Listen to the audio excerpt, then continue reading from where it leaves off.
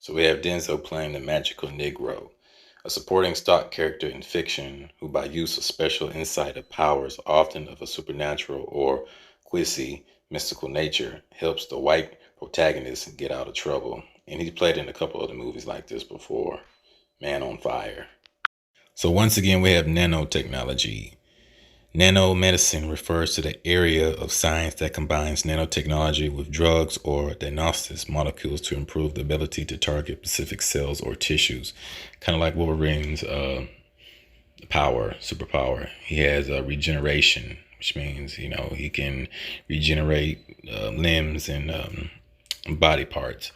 These materials are produced on a nano level and are safe to induce into the body. That's what they want to do to us. Applications for nanotechnology in medicine include imaging, diagnosis, or the delivery of drugs that will help medical professionals treat various diseases. And I'll also say this, they always use the so-called black man as a guinea pig. Always experimentations on him. And this is even in the book of Medical Apartheid, which I will be reading from as well.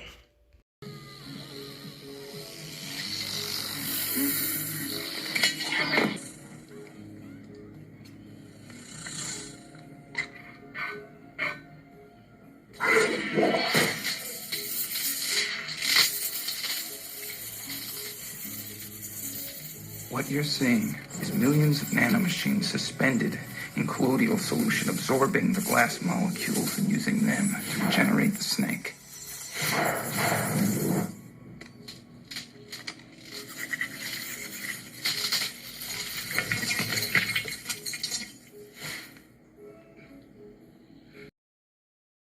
A team at Ohio State University developed a technology capable of regrowing damaged organs and healing serious wounds with the single touch of a penny-sized pad.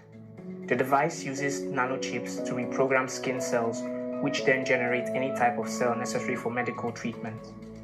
This gives us a hint of a future where super nanobots swimming in our blood vessels would patch up otherwise fatal injuries at neck-breaking speeds and make us impervious to virtually all diseases.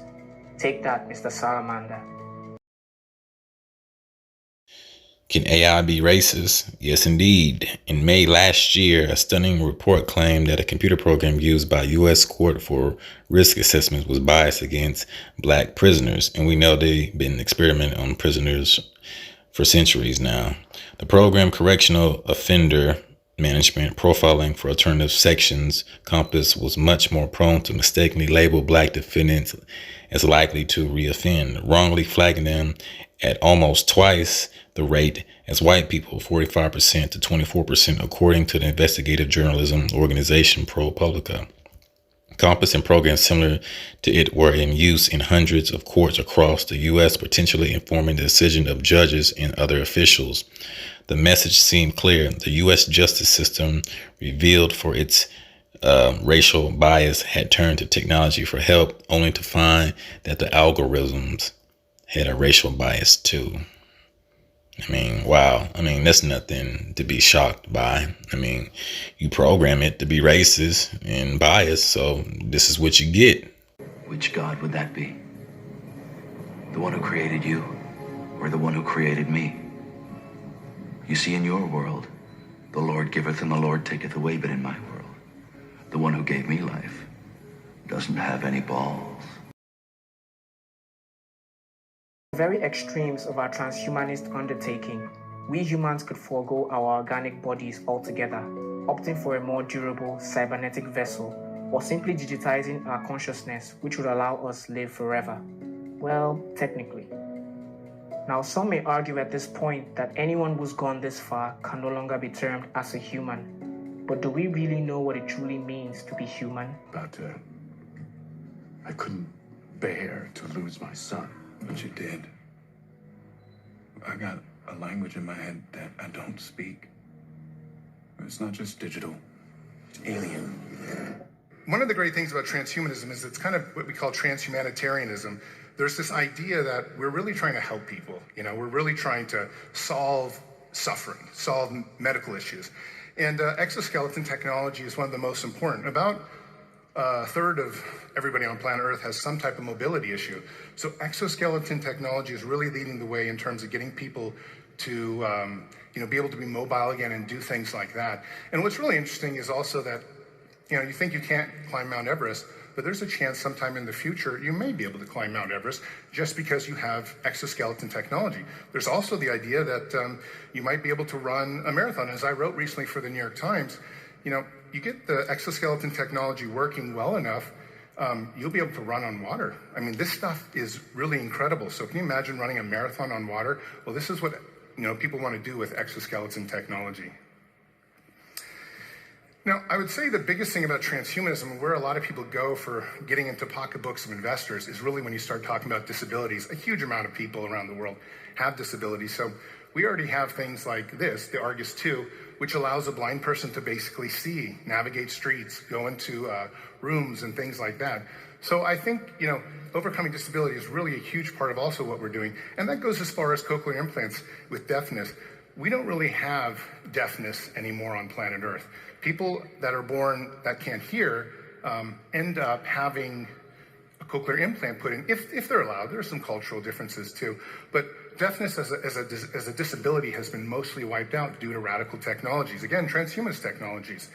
And of course, one of these things is putting implants in your body, implants in your brain, implants in your arms, as I have in my hand, implants in your body, implants in your brain, implants in your arms, as I have in my hand, and doing all sorts of things. We call this biohacking. Computer into an android. Nanotech synthetic organism, to be precise. Mr. Barnes, this is a full pardon. It authorizes your immediate release. You catch SID 6.7 for us, and you're a free man. If I don't? And you serve out the remainder of your sentence. What if I try to escape?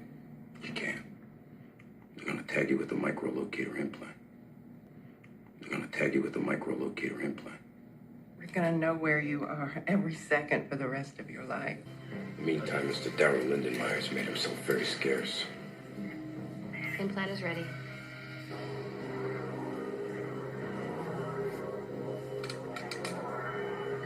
Ready for incision? Aventine gel form thrombin. Yeah, resynchronized. Line there.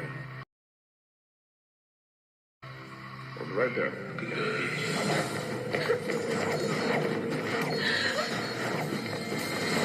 Out chemically. It's being drawn up to the brain. All that energy goes right up into the limbic brain, and it hits a gland called the pineal gland. The pineal gland is a very specific gland that makes serotonin and melatonin. And when that energy strikes that gland, all of a sudden it begins to produce very powerful metabolites, sister molecules. And all of a sudden now the brain becomes superlucid. And the brain waves that we start to measure are very, very high gamma brainwave patterns. Now the person is super conscious. Now there's more energy in the brain. When that happens, whatever's happening between their ears becomes more real, and in a sense, they're having an orgasm in their brain. They're going into a state of ecstasy. So then you're transmuting anger, you're transmuting fear, you're transmuting guilt. And so then the liberation of that energy, all of a sudden, from this center all the way to the top of the brain, begins to create a powerful polarity. Positive charge at the head and negative charge at the tail, and the body becomes like a magnet. And all of a sudden, you start to produce this invisible electromagnetic. George, relax the bridge just a little bit here. Secure it. Yeah, it's clear. Ready for verification. Initiate signal code. I'll be reading from the Medical Apartheid, the Dark History of Medical Experimentation on Black Americans from Colonial Times to the Present. Real good book. It's only $12 to $13 on Amazon. I'm going to be reading the portion MK Ultra Mind Control. And mind control is very real. I mean, you can watch television and you can see how it shapes and molds people's minds from a young age. All right. Start at page 353. All right. The FDA has approved at least 15 such non-consensual research projects since 1996. when it began to allow researchers to dispense with asking patients consent for experimental treatment in life or death scenarios. This disproportionate use of black bodies to perfect cutting-edge medical technology is hardly novel. Even medieval medical lore entertained the belief that black bodies were suitable for use in experimental treatments. Every day I wake up different, modified. Okay. Skip down right here. In 1950s and the 1960s, some surgeons were still quite candid about using black bodies brought cheaply for testing for new technologies. In 1955, Dr. Harry Bailey was a promising and ambitious young Australian psychiatrist who was remembered by friends and foes alike as possessed of a prominent, arrogant streak. As a World Health Organization traveling research fellow, Bailey had worked in several countries and in Chicago before he arrived in New Orleans for a faithful collaboration with Dr. Robert Heath at Tulane University. Dr. Heath offered Bailey a researcher's dream: bold, adventurous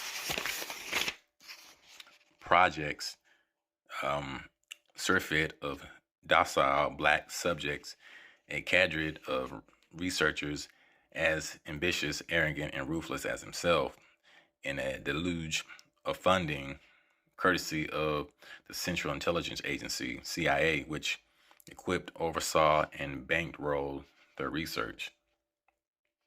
The CIA charged the researchers with conducting extensive, ambitious mind control research because it was concerned that the Soviet Union and other U.S. enemies might have learned to control behavior via brainwashing. Among their many science fiction neurosurgical exploits was the array of electrodes that Bailey and Heath devised, and then implanted into the brains of black subjects. Meantime, Mr. Darrell Lindenmeyer's made himself very scarce. For as long as 3 years each. Okay? So they implanted these devices in black subjects. Josh, separation's over here. Secure it. Data is clear. For 3 years, basically. The team used the electrodes to deliver charges to the limbic system of the brain. This group of related brain structures includes, the, I can't even pronounce these couple of words, amygdala and the hippocampus or something like that, and the septum, which are key to emotions and judgment. Mind there. Right there.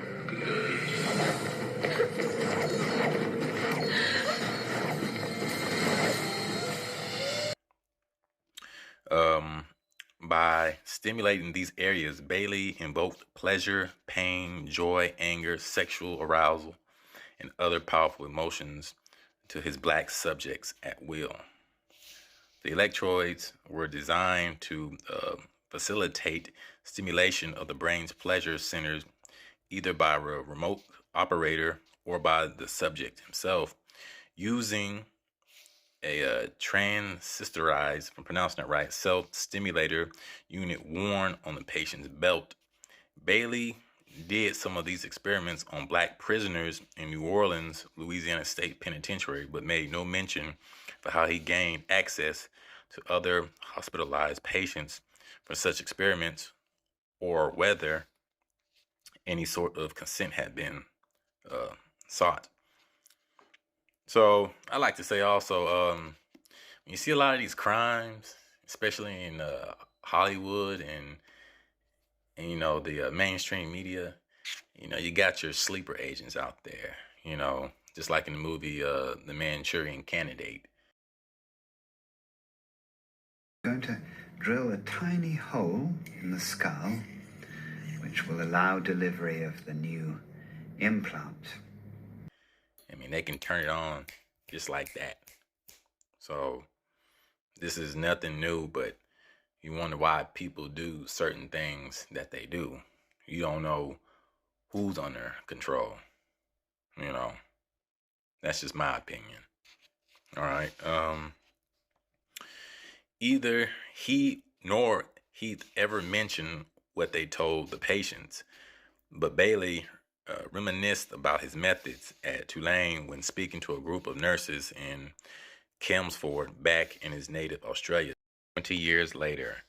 Well, now this goes back to America. When I was working in America in New Orleans, there was experimental work being done there on cats, where they found that if you put electrodes down on the interior part of the brain and in the septal region between the two hemispheres and down, right deep down, sort of here, put electrodes in here, that you strike an inaudible, which has something to do with screwing and orgasm and pleasure and satisfaction.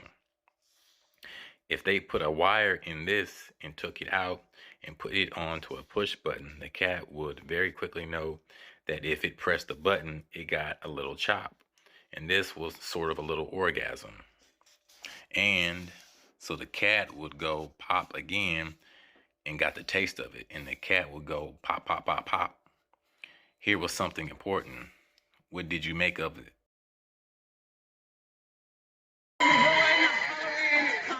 Costume contest. We do it every year. It's always a lot of fun. Let's get started. Our first caress.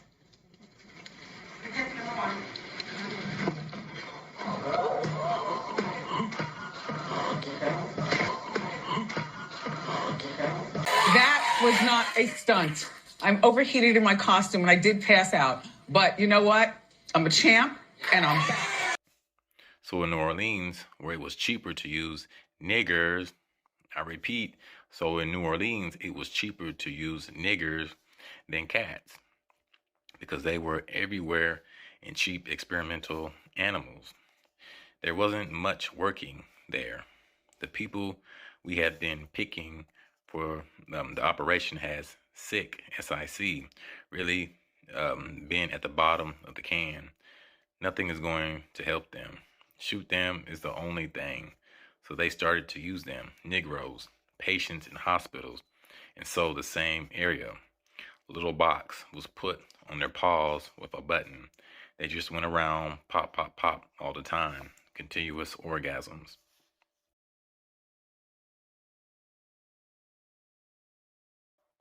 All right.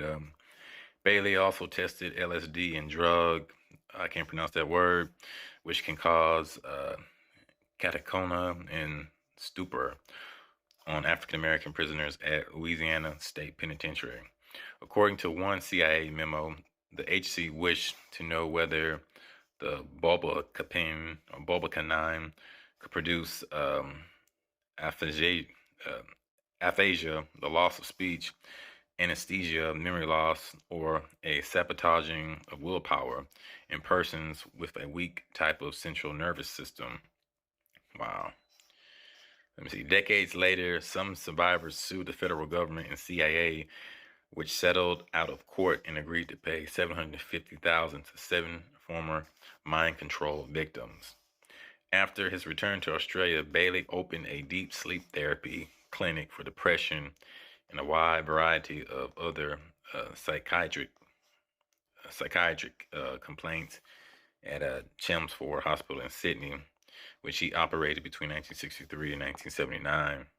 The deep sleep therapy technique is a misnomer for patients' abuse that Bailey practiced by placing thousands of patients with a wide variety of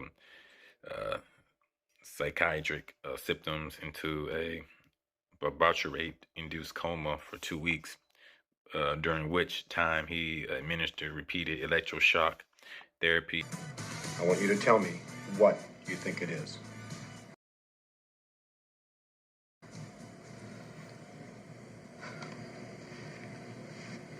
Square. Good guess, but wrong. And implant electrodes and even metal plates into many of their brains without their knowledge or consent. Look at Kanye West. Okay, all them celebrities, man. I believe they're chipped. That's just my personal opinion. I mean, it's not too far-fetched, like how they act. But many patients deteriorated dramatically, but they learned only years later from news accounts what their doctor had done to them. Ben?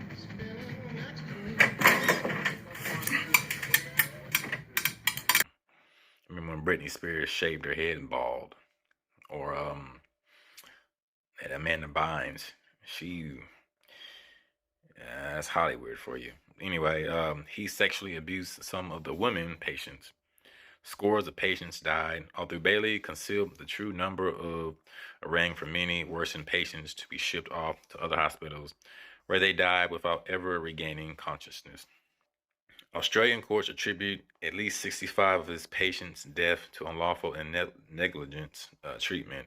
But rather than face a criminal trial, Bailey committed suicide in 1985 with Tuno, a barbiturate that he had used to destroy the minds of his victims.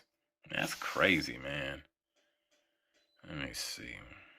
In his 1967 work, Human Guinea Pigs, You want to tag me like I'm some kind of animal, or you want me to go out and risk my life to clean up your mess? the physician Maurice H. Papworth chronicled the use of black subjects to perfect new medical technologies. Man, that's crazy, man. That's why I don't trust these hospitals. It's just too much negative history. And I believe, the Most High gave us dietary laws. I mean, in some cases, you do have to go to the hospital, but, man, knowing all this dark history, man, you don't even want to go to no hospital. Man, shit, it makes people evil, man. Straight up. Straight up.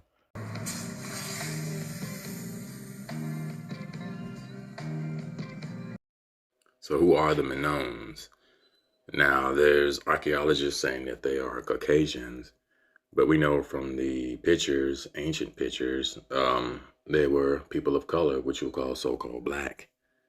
DNA analysis has debunked the long-standing theory that Minoans, who some 5,000 years ago established Europe's first advanced Bronze Age culture, were from Africa. The Minoan civilization arose on the Mediterranean island of Crete in approximately the 27th century BC and flourished for 12 centuries until the 15th century BC. But the culture was lost until British archaeologist Sir Arthur Evans unearthed its remains on Crete in the 1900s. And we know that the 18, 19, 20th century all was the age of racism. So, of course, they're going to depict them as Caucasian. But, there's no such thing as a white gene. The original inhabitants of the earth were people of color. They had more melanin, dark skin. So, let me see. When plotted geographically, shared Minoan mitochondrial DNA variation was lowest in North Africa and increased progressively across the Middle East, Caucasus, Mediterranean islands, South Europe, and mainland Europe. The highest percentage of shared Minoan mitochondrial DNA variation was found in the Neolithic populations from South Europe.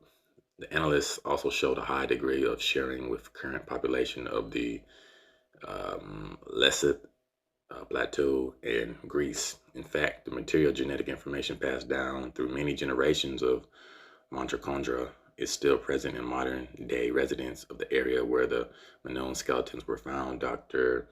Can't pronounce this word, Stamoyoyin Pelotos, said he believes that the findings highlight the importance of DNA analysis as a tool for understanding human history. You're damn right it does. I mean, if you're showing all the pictures that are white, and then you have people waking up, seeking and searching, for truth and knowledge, and then find out, okay, we've been lied to. And these are ancient pictures of the Minoan society. Look like a bunch of black people of color, kinky hair, afros, whatnot, Not everyone was swinging from a tree and eating bananas. You know, you had people building boats, had civilizations, languages, creators. Okay. Of course, with civilization as important as the Minoans, the albino / white people were certain to do what they always do, make fake artifacts of the Minoans, which make them to appear white. Okay. I just wanted to point that out because I seen it in a movie. I just thought it was interesting. So I looked it up, and this was a snake goddess in the Minoan civilization. At least that's what they claim. But, it's been whitewashed like everything else in this society. But more people are waking up to the true essence, and that, history is taught, for the winners. And of course, so-called whites would paint everyone white. All the ancient civilizations were not white. Truthfully, they were all people of color, black civilizations. Even the Bible itself, with Nimrod and Cush and Metzraim, those were all black ancient civilizations.